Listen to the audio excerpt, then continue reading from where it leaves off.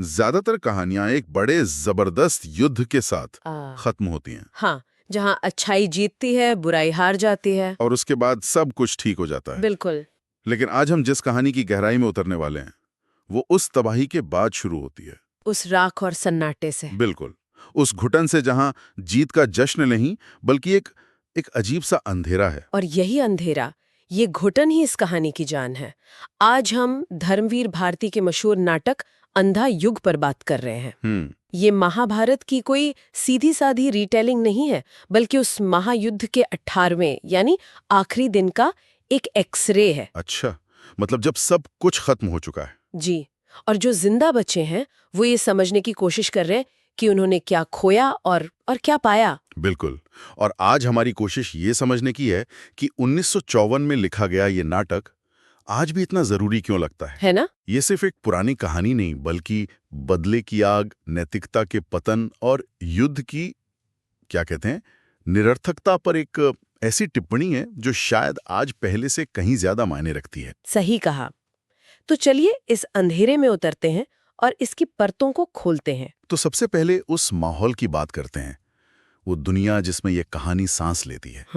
महाभारत का युद्ध खत्म हो चुका है, कौरवों का पूरा वंश मिट चुका है, लेकिन हस्तिनापुर में कोई जश्न नहीं है। जश्न कैसे होगा?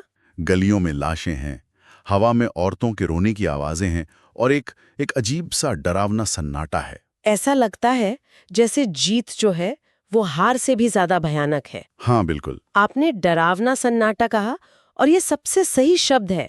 भारती जी ने जानबूझकर ये समय चुना। हाँ। वो हमें युद्ध की वीरता नहीं दिखाना चाहते थे, बल्कि उसके बाद की हकीकत। वो दिखाना चाहते हैं कि युद्ध के बाद शांति नहीं आती, बल्कि अंधेरा और गहरा हो जाता है। बिल्कुल, जो थोड़ी बहुत उम्मीद की रोशनी थी वो भी बुझ जाती है।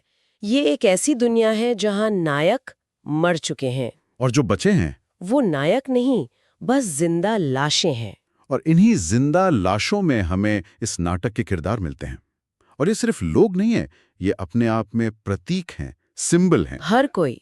सबसे पहले अंधे राजा धृतराष्ट्र, फिर गांधारी जिसने अपने 100 बेटे खो दिए हैं और अब उसका दुख एक भयानक गुस्से में बदल गया है। और फिर है अश्वत्थामा, एक योद्धा जिसके अंदर अपमान और बदले की आग जल रही है। और इन सब के बीच एक आवाज है विदुर की। हाँ, विदुर। वो आवाज जो सच बोल रही है, जो नैतिकता की दुहाई दे रही है, लेकिन उसे सुनने वाला कोई नहीं है। कोई नहीं। और यही तो इस नाटक का कमाल है। यहाँ हर कोई किसी न किसी तरह से अंधा है। हाँ, ये बात बहुत दिलचस्प है।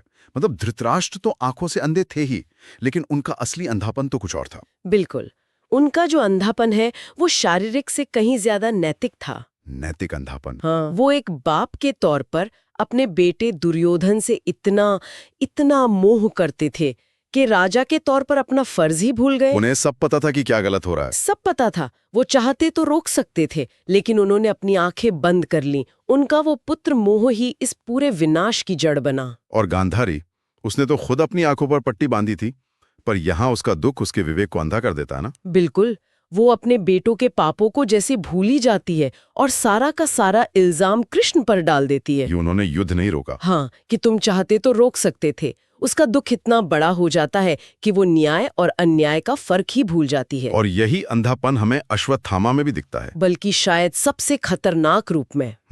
पिता की धोखे से हुई मौत ने उसे अंदर से तोड़ दिया है। अब उसके लिए धर्म, अधर्म, नियम, मर्यादा, इन सब शब्दों का कोई मतलब नहीं। उसके जहन में सिर्फ एक ही चीज है, बदला। बस बदला, चाहे उसकी कीमत पूरी दुनिया को चुकानी पड़े। तो हमारे पास ये किरदार हैं जो सब अपने अपने तरीके से अंधे हैं, और यही अंधापन कहानी को उस मोड़ पर ले जाता है जहां से वापसी नामुमकिन है। मेरा मतलब है, गांधारी के श्राप से ये नाटक का एक बहुत ही चौंकाने वाला पल है। चौंकाने वाला और दहला देने वाला। आप सोचिए, एक माँ अपने 100 बेटों की लाशों के ढेर पर खड़ी है। कल्पना करना भी मुश्किल है। वो कृष्ण को देखती है जिन्हें वो अब तक भगवान मानती आई थी, और कहती है कि तुम चाहते तो ये सब रोक सकते थे, तुम भगवान हो, लेकिन तुमने अपनी ताकत का इस्तेमाल नहीं किया। और फिर वो श्राप देती हैं। हाँ, वो अपनी पूरी शक्ति, अपने सारे तप को इकट्ठा करके कृष्ण को श्राप देती है। क्या? कि जिस तरह मेरे कुल का नाश हुआ है, ठीक उसी तरह तुम्हारा यदुवंश भी आपस में लड़ झगड़ कर खत्म हो जाएगा। बाप रे। और तुम भी एक आम इंसान की तरह एक शिकारी के तीर से मारे जाओगे, अकेले और लावारिस। ये तो बहुत बड़ी बात है। एक इंसान भगवान को श्राप दे रहा है। हाँ, ये सिर्फ एक माँ का गुस्सा नहीं है, ये तो पूरे सिस्टम पर से, पूरी आस्था पर से भरोसा उठ जाने जैसा है। और यही उस अंधे युग की शुरुआत है। वो पल जब इंसान अपने दुख में इतना अंधा हो जाता है कि वो भगवान को भी कटघरे में खड़ा कर देता है। वो कहता है कि अगर मेरे साथ न्याय नहीं हुआ तो तुम्हारे साथ भी नहीं होगा। ये मानवता के नैतिक पतन का सबसे निचला स्तर है। और अगर ये पतन का निचला स्तर था तो अश्वत्थामा जो करता है उसे क्या कहेंगे? वो तो सारी हदें पार कर देता है। बिल्कुल। अश्वत्थामा का बदला इस नाटक का सबसे भयानक हिस्सा है। गुस्से और अपमान में जलता हुआ वो आधी रात को पांडवों के कैंप में घुसता है। अंधेरे में वो सोते हुए 5 लोगों की हत्या कर देता है, ये सोचकर कि ये 5 पांडव हैं। लेकिन वो पांडव नहीं होते। नहीं, वो उनके बेटे होते हैं। और जब सुबह उसे पता चलता है कि उसने अपने दुश्मनों को नहीं बल्कि उनके निर्दोष बच्चों को मार डाला है, तो उसे कोई शर्मिंदगी होती है? बिल्कुल नहीं, उसका गुस्सा और बढ़ जाता है। वो अपनी हार को बर्दाश्त नहीं कर पाता। और तब वो उस हथियार का इस्तेमाल करता है जिसके बारे में सोचकर भी रूह कांप जाती है, ब्रह्मास्त्र। 1 मिनट, ब्रह्मास्त्र? ये तो एक न्यूक्लियर बम जैसा सब कुछ खत्म करने वाला हथियार था। हाँ, वही। सोते हुए बच्चों को मारने के बाद ये बदला नहीं, ये तो पागलपन है। ये पागलपन की भी हद पार कर चुका है। ये वो मानसिकता है जो कहती है कि अगर मैं नहीं जीत सकती तो मैं पूरी दुनिया को ही खत्म कर दूंगा। उफ। कृपाचार्य और संजय उसे रोकने की बहुत कोशिश करते हैं। उनके बीच एक जबरदस्त बहस होती है। वो उसे धर्म की याद दिलाते होंगे। हाँ, कृपाचार्य उसे धर्म और मर्यादा की याद दिलाते हैं, पर अश्वत्थामा पर इसका कोई असर नहीं होता। उसका क्या तर्क होता है? उसका तर्क सीधा है। वो कहता है, कहाँ था तुम्हारा धर्म जब मेरे पिता को निहत्थे मारा गया? कहाँ थी तुम्हारी मर्यादा जब युद्ध के सारे नियम तोड़े गए? बात तो है। अब जब सब कुछ खत्म हो ही गया है तो नैतिकता का ढोंग क्यों करना? ये वो पल है जहां सारे तर्क फेल हो जाते हैं।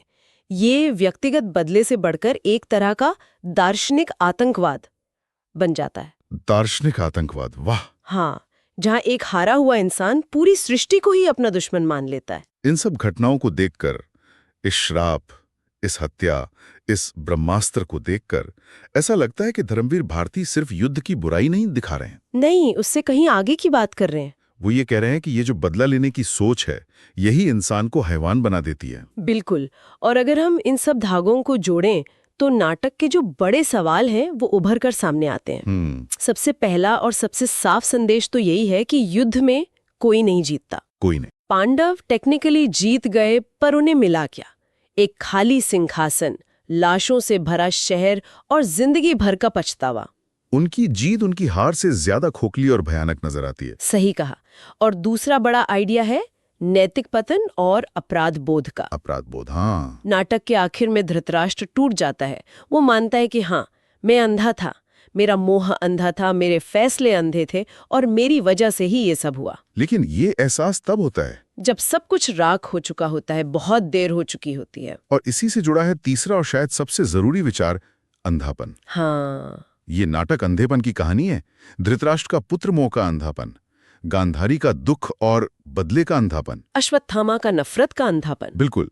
जब समाज के जिम्मेदार लोग अलग अलग वजहों से अंधे हो जाएं और सच को देखना बंद कर दें, तो वो युग ही अंधा युग बन जाता है। लेकिन क्या ये सिर्फ इन 3-4 लोगों की गलती थी?